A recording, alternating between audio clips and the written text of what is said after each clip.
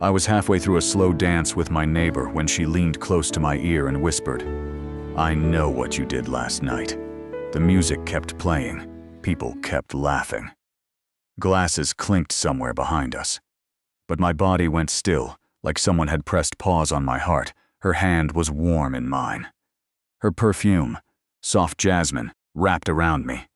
And yet all I could feel was the cold memory of 12 hours earlier. I forced a smile. "That's a dangerous sentence to open with," I murmured. She tilted her head, eyes steady. She wasn't joking, and suddenly I couldn't breathe. "Let me take you back to how Elena and I even ended up at the same wedding. We had been neighbors for almost 2 years, side-by-side townhouses in a quiet street where people mostly kept to themselves. I moved in first. She arrived on a rainy Tuesday in October, wrestling an oversized box through her front door, while the moving van driver stood watching, utterly useless. I remember standing at my window with a cup of coffee, watching her for about 30 seconds before my conscience made me set the cup down. "You look like you're losing that fight," I called out from my porch. She looked up, rain-soaked hair stuck to her forehead, breathing hard. "I'm absolutely winning," she said. "The box just doesn't know it yet." I laughed, and I helped her carry it inside. That was the beginning. For the first few months, it was nothing dramatic. A borrowed carton of eggs here. A wave from the driveway there. The kind of neighborly relationship that exists in the comfortable space between strangers and friends. But somewhere around January, things shifted. It started with her porch light. She had this habit of sitting outside late at night with a book and a blanket, reading under that warm amber glow. I started noticing it. Then I started looking for it. On the nights it wasn't on, the street felt dimmer somehow, which was something I wasn't ready to examine too closely. One evening I stepped outside to clear my head after a long workday and found her mid-argument with a spider plant that refused to cooperate in its pot. "The root system is all wrong," she muttered, not even looking up as I settled into my porch chair. "You talk to your plants?" I asked, "only when they're being stubborn." She sat back on her heels and finally looked at me. "Don't you dare laugh." "I'm not laughing. Your face is laughing. My face is completely neutral." She threw a small clump of soil in my direction. I deserved it. Those evenings became a quiet ritual. We'd sit on our respective porches, close enough to talk, separated by a low fence that neither of us ever mentioned climbing over. We talked about everything and nothing. Her obsession with vintage books. She had an entire shelf dedicated to novels, with cracked spines and water-damaged pages, each one with a story about where she'd found it. My failed attempts at growing tomatoes, which she found endlessly entertaining. "You have to talk to them," she told me once, completely serious. "Like you talk to your spider plant?" "Exactly. And how is that working out for your spider plant?" She paused. "That's not the point." Beneath the laughter, though, there were real conversations.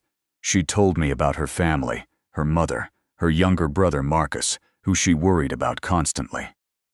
"He had a restless kind of energy," she said. "The kind that could go either towards something great or something destructive, depending on which direction the wind was blowing on any given day." I told her about the job I poured myself into. Senior analyst at a mid-sized firm, 5 years of steady climbing. She listened the way people rarely listen, without preparing her next sentence while you're still talking. "You sound like you love it," she said one night. "I do," I told her, and I meant it. At the time, when the wedding invitation arrived, her cousin's celebration, and I happened to know the groom through an old college connection. It felt like the universe offering a gentle nudge. She knocked on my door with the card in hand, eyebrow raised. "Are you going to this?" she asked. "I was thinking about it," I said. "We could go together."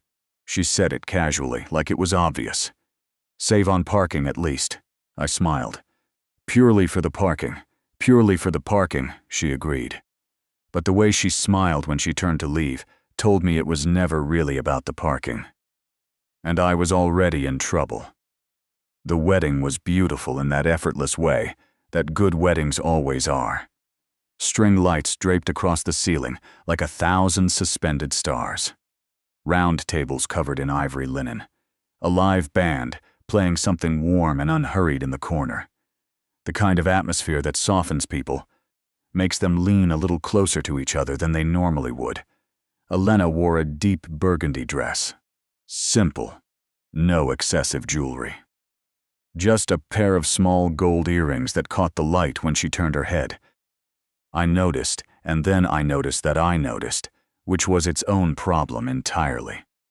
We sat together through dinner, falling easily into the comfortable rhythm we'd built over months of porch conversations. She stole a roasted potato from my plate without asking. I let her, and she knew I let her, and neither of us mentioned it. "You clean up well," she said, glancing at my jacket with a small approving nod. "Don't sound so surprised." "I'm not surprised. I'm just used to seeing you at war with your garden in an old t-shirt. The garden and I have reached a truce, for your information.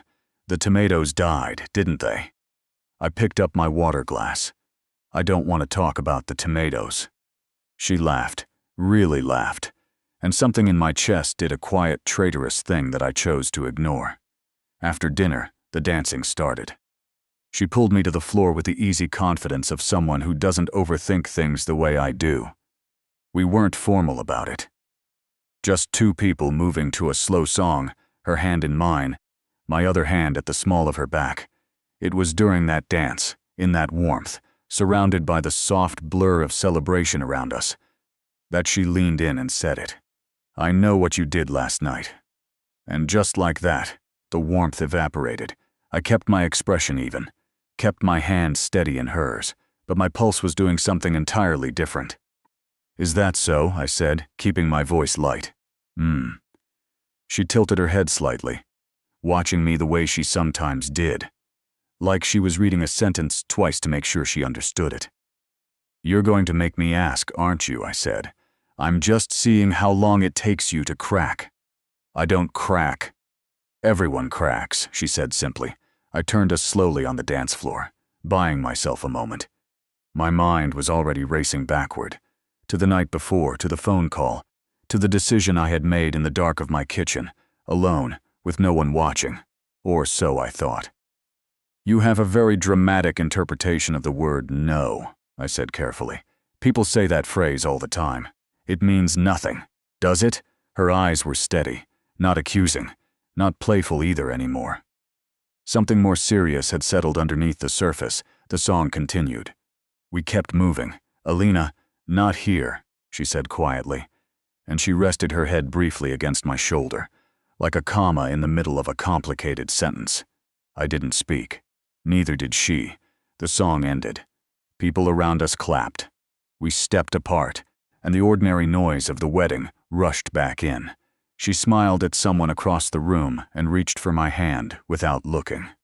"Come on, let's get some air." I followed her through the glass doors to the balcony outside. The city spread below us, indifferent and glittering. A breeze moved through.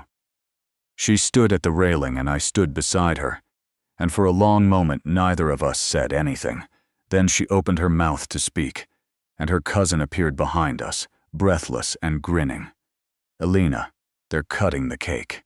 You have to come in right now.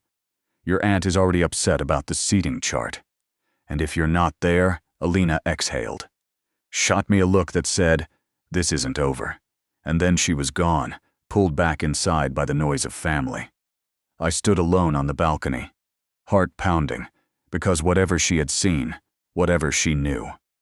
I had about 10 minutes before the conversation resumed, and I had no idea what I was going to say. If you're already hooked on where this is going, hit that subscribe button right now, because what happens next on this balcony is something I genuinely wasn't prepared for. And neither will you be. I need to take you back to the night before the wedding, Friday, 11:43 p.m. I remember the exact time because I kept looking at the clock on my microwave, as if the numbers changing would somehow change the situation I was sitting in the middle of. I was at my kitchen table. Laptop open. A letter on the screen that I had been staring at for 40 minutes without touching a single word. It had started 3 days earlier with a phone call from my manager, David. Calm voice, careful phrasing, the kind of tone people use when they're delivering news they've rehearsed. There had been a reporting error. A significant one. Numbers in a quarterly analysis had been manipulated. Not sloppily, but deliberately. Someone had gone into the system and adjusted figures in a way that would have benefited a particular client account. The kind of thing that, if it reached the wrong eyes, could unravel careers, could invite regulatory attention, could damage the firm's reputation in ways that took years to rebuild. They had traced the access logs. The login credentials used belonged to a junior analyst who had recently been onboarded as a temporary contractor, Marcus Elena's brother. I sat with that information for 3 days, before Friday night arrived. I had met Marcus twice, once when Elena introduced us briefly on the street, and once when he stopped by her place, and we ended up talking for 20 minutes about football while Elena made tea inside. He was 24. Quick smile, the kind of person who filled a room with energy, before he'd even taken his coat off. I understood immediately what Elena meant when she said his potential could tip either way. He had made a catastrophic mistake, whether out of pressure, poor judgment, or something worse. I didn't yet know. But the outcome was the same. The firm was preparing to escalate the matter. His name was in the report. And here was the part that kept me awake. I was the senior analyst who had onboarded him, who had approved his system access, who had signed off on his credentials without the level of oversight the firm expected from someone in my position. Not because I was careless, but because the workload that quarter had been suffocating, and I had trusted a process that I should have personally verified, technically, procedurally. There was an argument to be made that the failure in oversight was mine. It wasn't the full story. But it was a thread, and someone was going to pull it. On Friday night, I made a decision. I drafted a letter to David and to the firm's compliance officer. In it, I took responsibility for the oversight failure. I framed the breach as a consequence of inadequate supervision on my part, rather than deliberate misconduct by the contractor. I didn't lie. But I constructed the truth in a way that shifted the weight from Marcus's shoulders to mine. I submitted it at 11:59 p.m. Then I closed the laptop, sat in the dark, and felt the specific, hollow silence of a decision that cannot be undone. I didn't do it because Marcus and I were close. We weren't. I did it because Elena had sat on her porch one evening and told me, with quiet devastation in her voice, that their father had passed 2 years ago. That Marcus was all the family she had left, really. That she had spent the last 2 years trying to be both sister and anchor to someone still figuring out how to stay afloat. She never asked me for anything. She didn't even know there was anything to ask for. But I had sat in that kitchen and thought about her face. Not the laughing, teasing face, but the one she wore when she talked about her brother in the dark. And I knew I couldn't do nothing, so I did the only thing I could. And then I put on a jacket the next evening and went to a wedding. And she leaned in during a slow song and told me she knew. She found me again 20 minutes after the cake was cut. The balcony was quieter now. Most guests had drifted back to the dance floor, and the music inside had picked up tempo, something celebratory and loud that pressed against the glass doors like it was trying to get out. Elena stepped through those doors and closed them behind her. No cousin this time. No interruption waiting in the wings. Just her, and me, and the city lights below, and the thing that had been sitting between us since the dance floor. She stood beside me at the railing. Didn't speak immediately. She had this quality, patience as a form of pressure. She could wait you out in a way that made silence feel like a question you had to answer. "You saw me," I said finally. "Not a question." "My bedroom window faces your kitchen," she said quietly. "You know that. I did know that. I had simply forgotten, in the wait of Friday night, to close my blinds. "What exactly did you see?" I asked. "I saw you sitting alone at that table for a long time." She paused. "Then I saw you press your hands flat on the table the way you do when you've made up your mind about something difficult. Then I saw you close the laptop and just sit there in the dark for almost an hour. I didn't say anything. I almost knocked on your door," she continued. "I stood at mine for a few minutes. But something told me it wasn't the right moment." She turned to look at me. "So instead, I've been carrying that image around since Friday night, trying to understand what I was looking at." The breeze moved between us. "And then Marcus called me this morning," she said. My jaw tightened. "He was crying," she said. The words were careful, like she was handling something fragile. "He told me what he did. He told me what you did." She stopped, drew a slow breath. "He told me everything. The city below us kept moving. Indifferent, continuous, the way cities do. Alina, I started, you lost your job." Her voice broke very slightly on the last word. Just slightly. But I heard it. "I submitted my resignation as part of the letter," I said. "It was the cleanest way to handle it. If I stayed on, it would have prolonged everything for Marcus," she said. "Yes." She turned fully toward me then, and her eyes, those steady, reading the sentence twice eyes, were glassy in a way I had never seen before.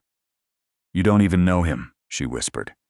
"I know you," I said, simply, because that was the truth of it, stripped of everything else.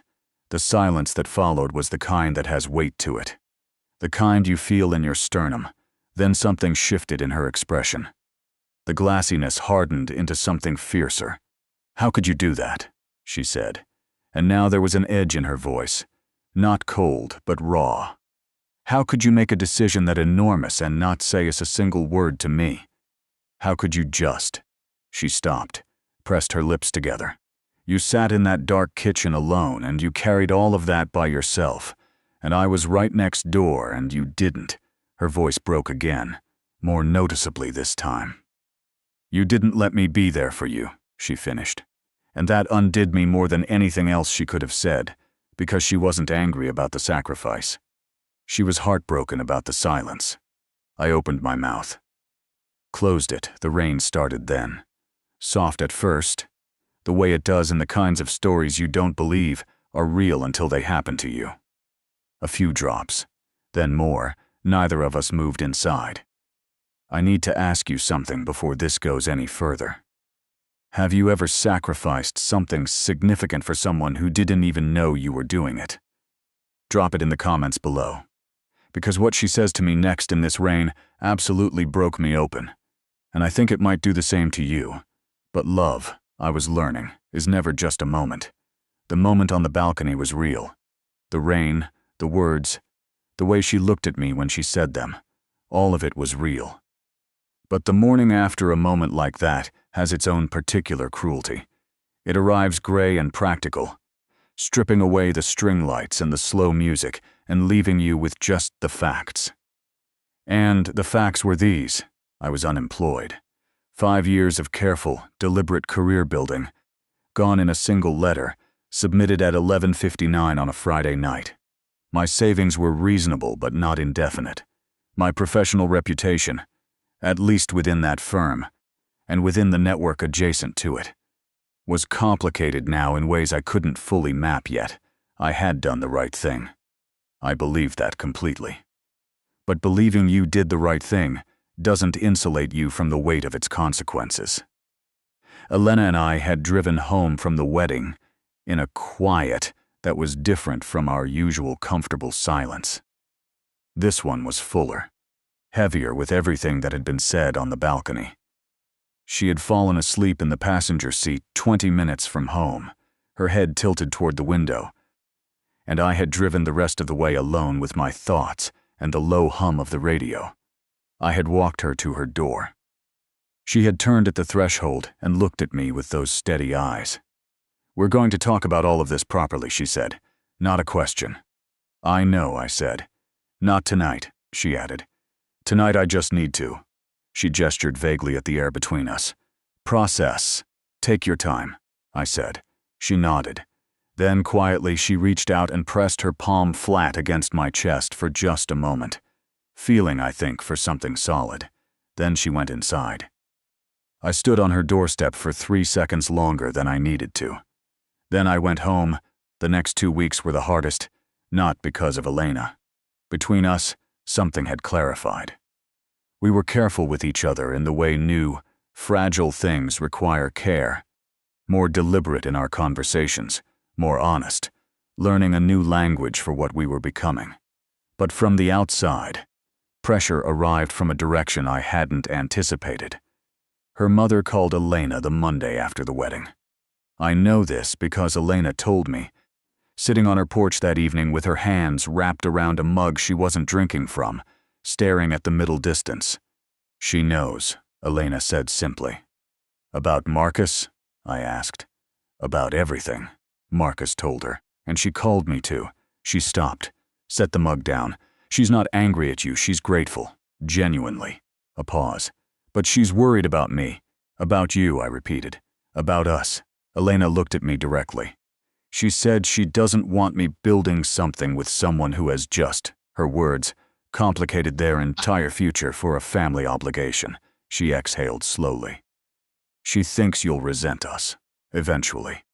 That resentment is patient, and it arrives later, dressed as something else. I was quiet for a moment. She's not wrong to think that, I said honestly. Elena looked at me sharply. It's a reasonable concern, I said. I'm not dismissing it. Your mother loves you, and she's being careful with you. I respect that. But, she said, but I didn't make that decision to create an obligation, I said. I made it because it was the only decision I could live with, and I would make it again. I held her gaze. That's not the foundation of resentment. That's just who I am. She was quiet for a long moment. Then her mother appeared at the garden gate. She had driven 3 hours. And from the look on her face, she wasn't finished.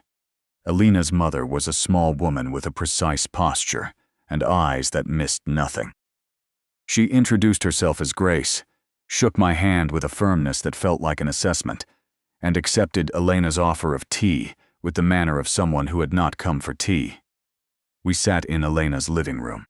The vintage books lined the shelves behind us. The spider plant, now thriving, sat in the corner. Grace looked around the room once, cataloging it, then settled her gaze on me. I want to understand you, she said, simply, directly. Not judge you, understand you. That's fair, I said. Why Marcus? She asked. You barely knew him. I thought about how to answer that honestly.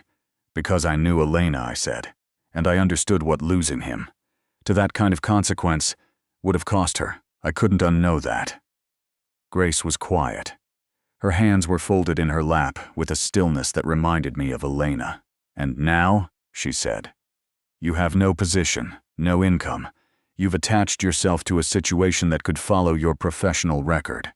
Yes, I said. All of that is true, and you want my daughter. I'm not sure I'm in a position to want anything right now, I said carefully. I'm in the middle of rebuilding. But I know that however that rebuilding goes, Elena is someone I want beside me through it. Not as a reward, just as. I paused. Just as the person who makes the rebuilding feel worth doing. Something shifted almost imperceptibly in Grace's expression. Elena, sitting beside me, reached over and placed her hand over mine on the cushion between us. She didn't look at me when she did it. She looked at her mother. Grace looked at our hands, then up at Elena, then back at me. She picked up her tea. My husband, she said quietly, gave up a promotion once, early in our marriage. We needed to move cities for my work, and he let go of something he had worked toward for 3 years. He never mentioned it afterward. Not once, not in 30 years. She paused. I only found out from a colleague of his years later.